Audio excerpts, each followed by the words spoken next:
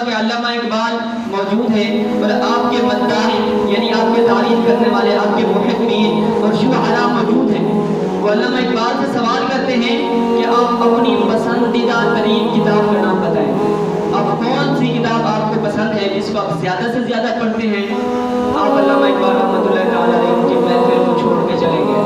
وہ سارے مداح اور شعراء دیکھتے اور حیران رہ گئے کہ ہم نے علامہ صاحب سے سوال کیا اور وہ خاموشی سے محفل کو چھوڑ کے چلے گئے. آپ اندر کمرے کی طرف گئے, وہاں سے ایک کتاب لے کے آئے جس کو آپ نے سینے سے لگایا ہوا تھا.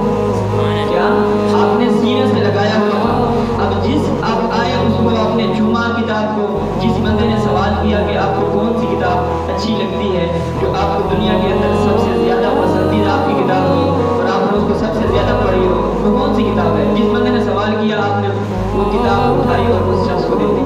بولے یہ کائنات کے اندر سب سے زیادہ مجھے جو کتاب محبوب ہے وہ یہی کتاب ہے, اور میں سب سے زیادہ جس کتاب کو پڑھتا ہوں وہ یہی کتاب